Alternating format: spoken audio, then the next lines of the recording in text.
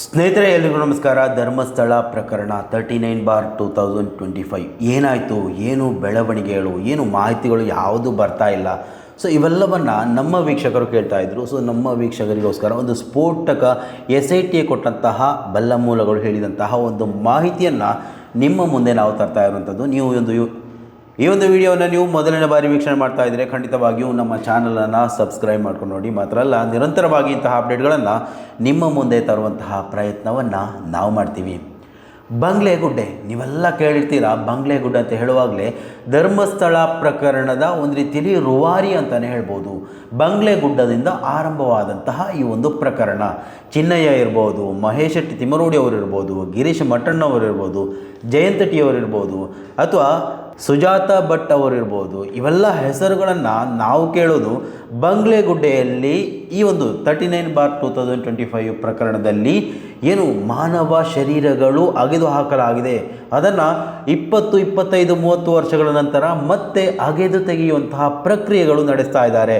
ಕರ್ನಾಟಕ ಸರ್ಕಾರ SITಯನ್ನೇ ಬಿಟ್ಟಿದ್ದಾರೆ, ಹೊಸ ಒಂದು ಸ್ಪೆಷಲ್ ಇನ್ವೆಸ್ಟಿಗೇಷನ್ ಟೀಮನ್ನೇ ಬಿಟ್ಟಿದ್ದಾರೆ ಅನ್ನುವಂತಹ ಸ್ಫೋಟಕ ಮಾಹಿತಿ ನಾವೇನು ಕೇಳ್ತಾ ಇದ್ವಿ.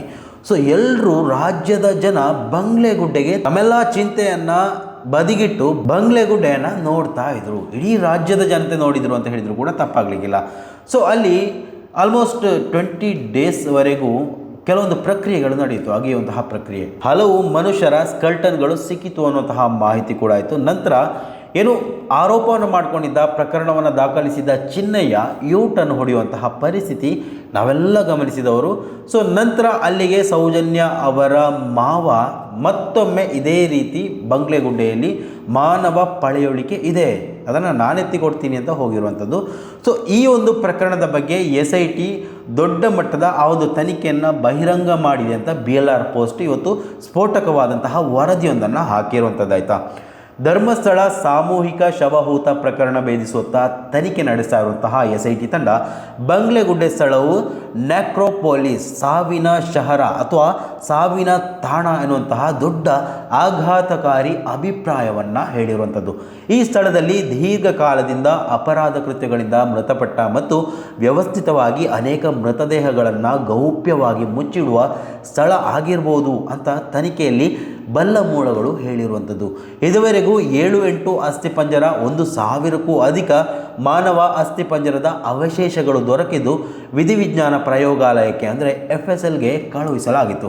ಅನೇಕ ಮೃತದೇಹಗಳ ಸಾವಿಗೆ ಹಿಂಸೆ ಅಂದರೆ ಹೋಮಿಸೈಡ್, ಕೊಲೆ ಅಥವಾ ಈ ಒಂದು ಪ್ರಕರಣಗಳು ಕಾರಣ ಆಗುತ್ತೆ ಅನ್ನುವಂತಹ ಆಘಾತಕಾರಿ ಮಾಹಿತಿ ವಿಧಿವಿಜ್ಞಾನ ಪ್ರಯೋಗಾಲಯ ನೀಡಿರುವಂಥದ್ದು. ತನಿಖೆಯ ಭಾಗವಾಗಿರುವ SIT ಅಧಿಕಾರಿಗಳ ಅಭಿಪ್ರಾಯದಂತೆ ಈ ಗುಡ್ಡಗಾಡು ಪ್ರದೇಶದಲ್ಲಿ ಇಷ್ಟೊಂದು ಮೃತದೇಹ ಪತ್ತೆಯಾಗಿರುವ ಕಾರಣ ಇಲ್ಲಿ ಅಪರಾಧ ಚಟುವಟಿಕೆಗಳಿಂದ ಮೃತ ಆಗಿರಬಹುದು ಎಂದು ವಿಧಿವಿಜ್ಞಾನ ಪ್ರಯೋಗಾಲಯ ನೀಡಿದ ಪ್ರಾಥಮಿಕ ವರದಿಯ ಆಧಾರದ ಮೇಲೆ ತನಿಖೆಯನ್ನು ನಡೆಸಲಾಗ್ತಾ ಇದೆ. ಬಂಗ್ಲೆಗುಡ್ಡೆ ಗುಡ್ಡಗಾಡು ಸ್ಥಳವು ರಾಜ್ಯದ ಮೊದಲ ಸಾಮೂಹಿಕ ಶವಹೂತ ಸ್ಥಳ ಇರಬಹುದು ಅಂತ SIT ಮೂಲಗಳು ಅಂದಾಜು ಮಾಡ್ತಾ ಇದ್ದಾರೆ. SIT ತನಿಖೆ ಮುಂದುವರೆದಿದ್ದು FSLನಿಂದ ಇನ್ನೂ ಅನೇಕ ಸ್ಫೋಟಕ ಮಾಹಿತಿಗಳು ಹೊರಬರುವಂತಹ ನಿರೀಕ್ಷೆ ಇದೆ. ಈ ಕುರಿತಾಗಿ ಸದ್ಯದರಲ್ಲಿ ಬೆಳ್ತಂಗಡಿ ನ್ಯಾಯಾಲಯಕ್ಕೆ SIT ವರದಿಯನ್ನು ನೀಡಲಿಕ್ಕಿದೆ ಎನ್ನುವಂತಹ ಮಾಹಿತಿ ಕೂಡ ಇವತ್ತು BLR ಪೋಸ್ಟ್ ಕೊಡ್ತಾ ಇರುವಂಥದ್ದು. ಮಹೇಶ್ ಶೆಟ್ಟಿ ತಿಮ್ಮರೋಡಿ ಅವರ ಹೇಳಿಕೆ ಪಡೆದುಕೊಳ್ಳಲಿಕ್ಕಿದೆ. ಅಂದರೆ ಈ ಮೊದಲು ನಾವು ಗಮನಿಸಿರ್ಬೋದು, SIT ಆ ಒಂದು ಕಚೇರಿಗೆ ಗಿರೀಶ್ ಮಠಣ್ಣವರು ಬಂದಿದ್ದರು 1-2 ವಾರಗಳ ಮೊದಲು. ತಮ್ಮ ಮೊಬೈಲನ್ನು ಕೂಡ ಅಲ್ಲಿ ಕೊಟ್ಟಿದ್ದರು. ಅಂದರೆ ಹಳೆಯ ವಿಡಿಯೋಗಳು, ಅಂದರೆ ಈ ಒಂದು ಬೋರ್ಡೆಯನ್ನು ಎಲ್ಲಿಂದ ತಂದಿದ್ರು, ಯಾರೆಲ್ಲ ತಂದಿದ್ರು. ಸೊ ಈ ಒಂದು ವಿಚಾರದಲ್ಲಿ ದೊಡ್ಡ ಮಟ್ಟದಲ್ಲಿ ಫೇಕ್ ನ್ಯೂಸ್ಗಳು ಶೇರ್ ಆಗ್ತಾ ಇದ್ವು. ಸೊ ಆ ಒಂದು ಕಾರಣಕ್ಕೆ ಗಿರೀಶ್ ಮಠಣ್ಣವರನ್ನು SIT ಕಚೇರಿಗೆ ಕರ್ಕೊಂಡಿದ್ರು. ಆ ಒಂದು ಮಾಹಿತಿಯನ್ನು ಅವರು ಒದಗಿಸಿ ಬಂದಿದ್ದರು. ಸೊ ಇವಾಗ ಮಹೇಶ್ ಶೆಟ್ಟಿ ತಿಮ್ಮರೋಡಿ ಅವರ ಹೇಳಿಕೆಗಳನ್ನು ಕೂಡ ಪಡ್ಕೊಳ್ಳಿಕ್ಕಿದೆ ಅಂತ BLR ಪೋಸ್ಟ್ ಇವಾಗ ಹೇಳ್ತಾ ಇರುವಂಥದ್ದು. ಈ ಹಿಂದೆ ಚೆನ್ನಯ್ಯ ತಾನು ಅನೇಕ ಶವಹೂತು ಹಾಕಿದ್ದೇನೆ ಅಂತ ಹೇಳಿ ನಂತರ ತನ್ನ ಹೇಳಿಕೆಯಿಂದ ಹಿಂದೆ ಸರಿದಿದ್ದ. ಆದರೆ ಚಿನ್ನಯ್ಯ ತೋರಿಸಿದ ಬಂಗ್ಲೆಗುಡ್ಡೆಯಲ್ಲಿ ವಿಠ್ಠಲಗೌಡರು ಪಂಚನಾಮಿಗೆ ಹೋದಾಗ ಅನೇಕ ಬೋರುಡೆಗಳು ದೊರೆತಿವೆ. ಈ ಬೆಳವಣಿಗೆ SIT ತನಿಖೆಗೆ ಹೊಸ ತಿರುವನ್ನು ನೀಡಿದ್ದು ಚಿನ್ನಯ್ಯ ತನ್ನ ಮೂಲ ಹೇಳಿಕೆಯನ್ನು ಹಿಂಪಡೆದ ಕಾರಣ ಈ ಒಂದು ಸಂಶಯಗಳು ವ್ಯಕ್ತವಾಗಿತ್ತು. ಸಂಪೂರ್ಣ FSL ವರದಿ ಬಂದ ನಂತರ ಬಂಗ್ಲೆಗುಡ್ಡೆ ದೀರ್ಘಕಾಲದಿಂದ ನಡೆದುಕೊಂಡು ಬಂದ ಅನೇಕ ಮೃತದೇಹಗಳ ಕೊಲೆ ಸಾವಿನ ರಹಸ್ಯ ಬಯಲಾಗಬಹುದು ಅಂತ ಧರ್ಮಸ್ಥಳ ಪ್ರಕರಣದ ತನಿಖೆ ನಡೆಸ್ತಾ ಇರುವಂತಹ SIT ಅಧಿಕಾರಿಗಳು ನಿರೀಕ್ಷೆಯನ್ನು ಮಾಡ್ತಾ ಇರುವಂಥದ್ದು. ಸ್ನೇಹಿತರೆ, ಇದು ಧರ್ಮಸ್ಥಳ ಪ್ರಕರಣದಲ್ಲಿ 39/2025 ಲೇಟೆಸ್ಟ್ ಅಪ್ಡೇಟ್ BLR ಪೋಸ್ಟ್ ಕೊಟ್ಟಿರುವಂಥದ್ದು ಆಯಿತಾ. ಸೊ ಇದು ಈವರೆಗೆ ಏನು ನೀವು ಕೇಳ್ತಾ ಇದ್ದೀರಿ, ಧರ್ಮಸ್ಥಳ ಪ್ರಕರಣದಲ್ಲಿ ಏನಾಯಿತು, ಏನು ಪ್ರಕರಣ, ಯಾವ ರೀತಿ ಅಪ್ಡೇಟ್ ಬರ್ತಾ ಇಲ್ಲ, ನೀವು ಯಾರು ಮಾತಾಡ್ತಾ ಇಲ್ಲ, ಹೋರಾಟಗಾರರೆಲ್ಲ ಸೈಲೆಂಟ್ ಆಗಿದ್ದಾರೆ. ಸೊ ಅದಕ್ಕೆ ಪ್ರತ್ಯೇಕವಾದಂತಹ ಹಲವು ಕಾರಣಗಳಿರ್ತವೆ. ಹಲವು ಅಪ್ಡೇಟ್ಗಳನ್ನು ನಾವು ಕೊಡೋದಕ್ಕೆ ಬರೋದಿಲ್ಲ. ಕೋರ್ಟ್ನಲ್ಲಿ ಏನು ಜಡ್ಜ್ಮೆಂಟ್ಗಳು ನಡೀತಾ ಇರುತ್ತೆ, ಸೊ ಅವೆಲ್ಲವನ್ನು ಹಾಗೆ ಕಾಪಿ ಪೇಸ್ಟ್ ಮಾಡೋದಕ್ಕೆ ಆಗೋದಿಲ್ಲ. ಸೊ ಹಲವು ಪ್ರಕರಣಗಳು ಈ ಒಂದು ವಿಷಯದಲ್ಲಿ ಮಾತನಾಡಿದ ಕಾರಣಕ್ಕೆ ಹಲವು FIRಗಳು ದಾಖಲಾಗಿದ್ದನ್ನು ನಾವು ಗಮನಿಸಬಹುದು. ಸೊ ಇವೆಲ್ಲ ಕಾರಣಕ್ಕೆ ಏನು ಸ್ಪೆಷಲ್ ಆಗಿ ಅಪ್ಡೇಟ್ಗಳು ಬರುತ್ತೆ ಅದನ್ನು ಮಾತ್ರ ನಿಮ್ಮ ಮುಂದೆ ತರುವಂತಹ ಪ್ರಯತ್ನಕ್ಕೆ ನಾವು ಇವತ್ತು ಕೈ ಹಾಕಿರುವಂಥದ್ದು. ಸೊ ಸ್ನೇಹಿತರೆ, ಇನ್ನಷ್ಟು ಅಪ್ಡೇಟ್ಗಳು ಮುಂದಿನ ದಿವಸಗಳಲ್ಲಿ ಬಂದರೆ ಅದನ್ನು ನಿಮ್ಮ ಮುಂದೆ ಚಾಚು ತಪ್ಪದೆ ನಿಮ್ಮ ಮುಂದೆ ತಲುಪಿಸುವಂತಹ ಪ್ರಯತ್ನಗಳನ್ನು ಕೂಡ ನಾವು ಮಾಡ್ತೇವೆ. ಸೊ ನಿರಂತರವಾಗಿ ಇದುವರೆಗೂ ಯಾವ ರೀತಿಯಲ್ಲಿ ಅಪ್ಡೇಟ್ಗಳನ್ನು ನಾವು ಕೊಡ್ತಾ ಇದ್ದೇವೆ, ನೀವು ಯಾವ ರೀತಿಯಲ್ಲಿ ಅಪ್ಡೇಟ್ಗಳಿಗೆ ಸಪೋರ್ಟ್ಗಳನ್ನು ಮಾಡ್ತಾ ಇದ್ದೀರಿ, ಸೊ ಅದೇ ರೀತಿಯಲ್ಲಿ ಮುಂದಿನ ದಿವಸಗಳಲ್ಲಿ ಕೂಡ ನೀವು ಇದೇ ರೀತಿ ನಿಮ್ಮ ಬೆಂಬಲವನ್ನು ಕೂಡ ನಮ್ಮ ಚಾನಲ್ಗೆ ಸೂಚಿಸಬೇಕು.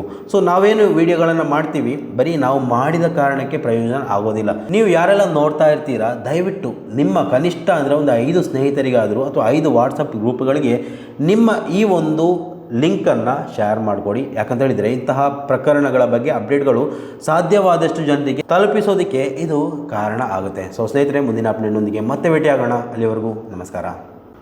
ಸ್ನೇಹಿತರೆ, ಎಲ್ರಿಗೂ ನಮಸ್ಕಾರ. ಧರ್ಮಸ್ಥಳ ಪ್ರಕರಣ 39/2025 ಏನಾಯಿತು, ಏನು ಬೆಳವಣಿಗೆಗಳು, ಏನು ಮಾಹಿತಿಗಳು ಯಾವುದು ಬರ್ತಾ ಇಲ್ಲ. ಸೊ ಇವೆಲ್ಲವನ್ನು ನಮ್ಮ ವೀಕ್ಷಕರು ಕೇಳ್ತಾ ಇದ್ದರು. ಸೊ ನಮ್ಮ ವೀಕ್ಷಕರಿಗೋಸ್ಕರ ಒಂದು ಸ್ಫೋಟಕ SIT ಕೊಟ್ಟಂತಹ ಬಲ್ಲ ಮೂಲಗಳು ಹೇಳಿದಂತಹ ಒಂದು ಮಾಹಿತಿಯನ್ನು ನಿಮ್ಮ ಮುಂದೆ ನಾವು ತರ್ತಾ ಇರುವಂಥದ್ದು. ನೀವು ಈ ಒಂದು ವಿಡಿಯೋವನ್ನು ನೀವು ಮೊದಲನೇ ಬಾರಿ ವೀಕ್ಷಣೆ ಮಾಡ್ತಾ ಇದ್ದರೆ ಖಂಡಿತವಾಗಿಯೂ ನಮ್ಮ ಚಾನಲನ್ನು ಸಬ್ಸ್ಕ್ರೈಬ್ ಮಾಡ್ಕೊಂಡು ನೋಡಿ. ಮಾತ್ರ ಅಲ್ಲ, ನಿರಂತರವಾಗಿ ಇಂತಹ ಅಪ್ಡೇಟ್ಗಳನ್ನು ನಿಮ್ಮ ಮುಂದೆ ತರುವಂತಹ ಪ್ರಯತ್ನವನ್ನು ನಾವು ಮಾಡ್ತೀವಿ. ಬಂಗ್ಲೆಗುಡ್ಡೆ, ನೀವೆಲ್ಲ ಕೇಳಿರ್ತೀರ. ಬಂಗ್ಲೆಗುಡ್ಡೆ ಅಂತ ಹೇಳುವಾಗಲೇ ಧರ್ಮಸ್ಥಳ ಪ್ರಕರಣದ ಒಂದು ರೀತಿಯಲ್ಲಿ ರೂವಾರಿ ಅಂತಲೇ ಹೇಳ್ಬೋದು.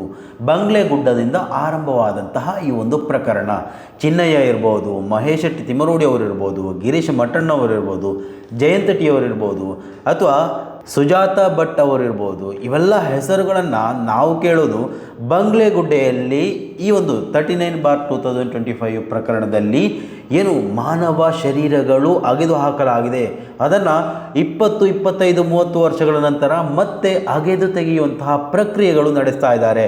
ಕರ್ನಾಟಕ ಸರ್ಕಾರ SITಯನ್ನೇ ಬಿಟ್ಟಿದ್ದಾರೆ, ಹೊಸ ಒಂದು ಸ್ಪೆಷಲ್ ಇನ್ವೆಸ್ಟಿಗೇಷನ್ ಟೀಮನ್ನೇ ಬಿಟ್ಟಿದ್ದಾರೆ ಅನ್ನುವಂತಹ ಸ್ಫೋಟಕ ಮಾಹಿತಿ ನಾವೇನು ಕೇಳ್ತಾ ಇದ್ವಿ. ಸೊ ಎಲ್ಲರೂ ರಾಜ್ಯದ ಜನ ಬಂಗ್ಲೆಗುಡ್ಡೆಗೆ ತಮ್ಮೆಲ್ಲ ಚಿಂತೆಯನ್ನು ಬದಿಗಿಟ್ಟು ಬಂಗ್ಲೆಗುಡ್ಡೆಯನ್ನು ನೋಡ್ತಾ ಇದ್ರು. ಇಡೀ ರಾಜ್ಯದ ಜನತೆ ನೋಡಿದರು ಅಂತ ಹೇಳಿದ್ರು ಕೂಡ ತಪ್ಪಾಗಲಿಕ್ಕಿಲ್ಲ. ಸೊ ಅಲ್ಲಿ ಆಲ್ಮೋಸ್ಟ್ 20 ಡೇಸ್ವರೆಗೂ ಕೆಲವೊಂದು ಪ್ರಕ್ರಿಯೆಗಳು ನಡೆಯಿತು. ಅಗೆಯುವಂತಹ ಪ್ರಕ್ರಿಯೆ, ಹಲವು ಮನುಷ್ಯರ ಸ್ಕಲ್ಟನ್ಗಳು ಸಿಕ್ಕಿತು ಅನ್ನುವಂತಹ ಮಾಹಿತಿ ಕೂಡ ಆಯಿತು. ನಂತರ ಏನು ಆರೋಪವನ್ನು ಮಾಡಿಕೊಂಡಿದ್ದ, ಪ್ರಕರಣವನ್ನು ದಾಖಲಿಸಿದ ಚಿನ್ನಯ್ಯ ಯೂಟನ್ನು ಹೊಡೆಯುವಂತಹ ಪರಿಸ್ಥಿತಿ ನಾವೆಲ್ಲ ಗಮನಿಸಿದವರು. ಸೊ ನಂತರ ಅಲ್ಲಿಗೆ ಸೌಜನ್ಯ ಅವರ ಮಾವ ಮತ್ತೊಮ್ಮೆ ಇದೇ ರೀತಿ ಬಂಗ್ಲೆಗುಡ್ಡೆಯಲ್ಲಿ ಮಾನವ ಪಳೆಯುಳಿಕೆ ಇದೆ, ಅದನ್ನು ನಾನೆತ್ತಿಕೊಡ್ತೀನಿ ಅಂತ ಹೋಗಿರುವಂಥದ್ದು. ಸೊ ಈ ಒಂದು ಪ್ರಕರಣದ ಬಗ್ಗೆ SIT ದೊಡ್ಡ ಮಟ್ಟದ ಆ ಒಂದು ತನಿಖೆಯನ್ನು ಬಹಿರಂಗ ಮಾಡಿದೆ ಅಂತ BLR ಪೋಸ್ಟ್ ಇವತ್ತು ಸ್ಫೋಟಕವಾದಂತಹ ವರದಿಯೊಂದನ್ನು ಹಾಕಿರುವಂಥದ್ದಾಯ್ತಾ.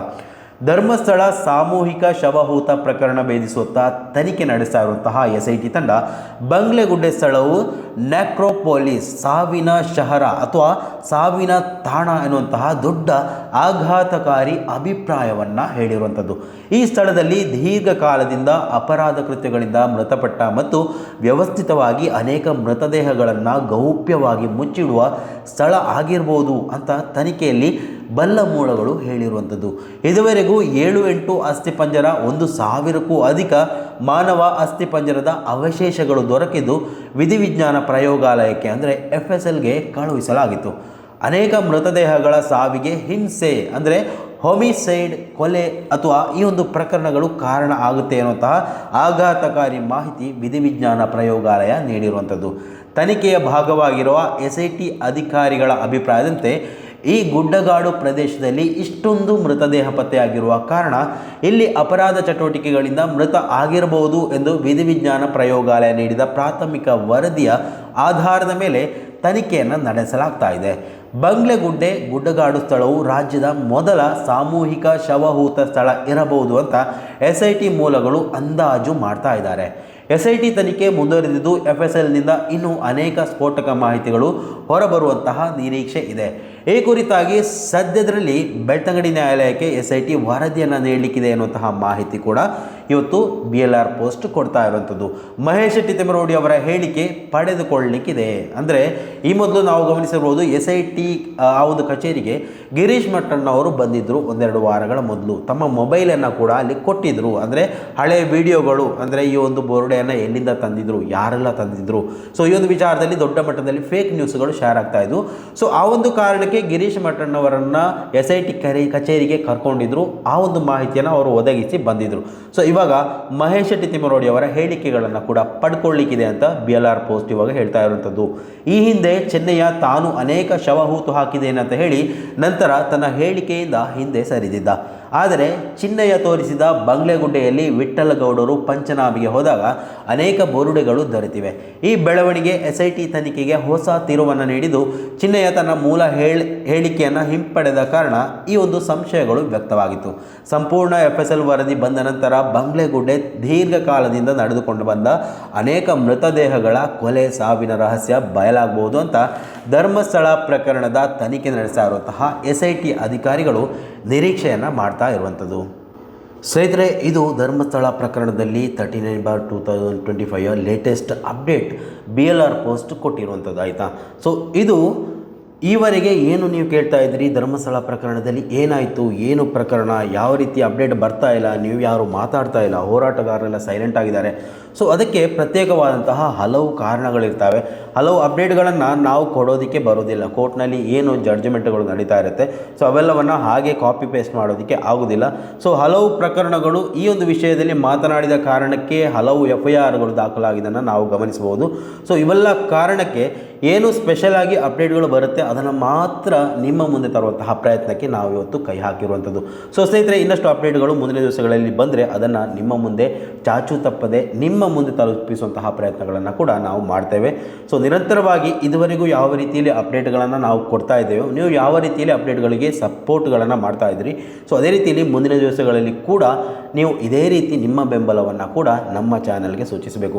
ಸೊ ನಾವೇನು ವಿಡಿಯೋಗಳನ್ನು ಮಾಡ್ತೀವಿ, ಬರೀ ನಾವು ಮಾಡಿದ ಕಾರಣಕ್ಕೆ ಪ್ರಯೋಜನ ಆಗೋದಿಲ್ಲ. ನೀವು ಯಾರೆಲ್ಲ ನೋಡ್ತಾ ಇರ್ತೀರಾ, ದಯವಿಟ್ಟು ನಿಮ್ಮ ಕನಿಷ್ಠ ಅಂದರೆ ಒಂದು 5 ಸ್ನೇಹಿತರಿಗಾದರೂ ಅಥವಾ 5 ವಾಟ್ಸಪ್ ಗ್ರೂಪ್ಗಳಿಗೆ ನಿಮ್ಮ ಈ ಒಂದು ಲಿಂಕನ್ನು ಶೇರ್ ಮಾಡಿಕೊಡಿ. ಯಾಕಂತ ಹೇಳಿದರೆ ಇಂತಹ ಪ್ರಕರಣಗಳ ಬಗ್ಗೆ ಅಪ್ಡೇಟ್ಗಳು ಸಾಧ್ಯವಾದಷ್ಟು ಜನರಿಗೆ ತಲುಪಿಸೋದಕ್ಕೆ ಇದು ಕಾರಣ ಆಗುತ್ತೆ. ಸೊ ಸ್ನೇಹಿತರೆ, ಮುಂದಿನ ಅಪ್ಡೇಟ್ನೊಂದಿಗೆ ಮತ್ತೆ ಭೇಟಿಯಾಗೋಣ. ಅಲ್ಲಿವರೆಗೂ ನಮಸ್ಕಾರ.